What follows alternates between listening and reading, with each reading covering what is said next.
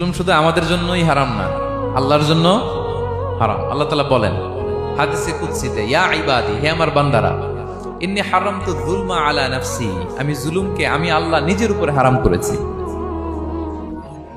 ওয়া জাআলতুহু বাইনাকুম মুহাররামা, এবং এই জুলুমকে তোমাদের উপর হারাম করেছি। ফালা তাযালামু, তোমরা একে অপরের উপর জুলুম করো না। জুলুম শুধু আমাদের উপরই হারাম না, আল্লাহ নিজের উপরও হারাম করেছেন। তাহলে জুলুমের সাথে কি মুমিনের কোনো সম্পর্ক থাকতে পারে? পারে না। এবং আল্লাহ তাআলা কখনো কোনো বান্দার উপর জুলুম করেন না। ওয়া আন্নাল্লাহা লাইসা বিযাল্লামিন লিল আবিদ, তিনি তার বান্দার উপর জুলুম করেন না। কোনোভাবেই যেন জুলুম না হয়ে যায়, এজন্য আল্লাহ তাআলা কিয়ামতের দিন মাওয়াজিনাল কিসত, ন্যায়ের মানদণ্ড তিনি প্রতিষ্ঠা করবেন, যাতে একটু ভুল না হয়ে যায়, জুলুম না হয়ে যায়।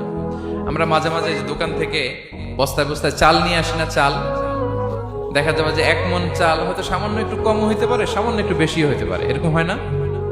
দেখবেন যে দিছে 10 কেজি, বাসায় এসে দেখবেন যে 10 কেজির চেয়ে একটু বেশি, একটু সামান্য বেশি কয়েক গ্রাম, অথবা 10 কেজির চেয়ে সামান্য কয়েক গ্রাম কম, এরকম হয়ে যায় না? মানুষ তো আমরা, কি বলেন? কিন্তু আল্লাহর নিক্তি পাল্লায়, মিজানের পাল্লায় এরকম হবে নাকি? হবে? আল্লাহ বলে না, মাওয়াজিনাল কিসত, ন্যায়ের মানদণ্ড সেটা।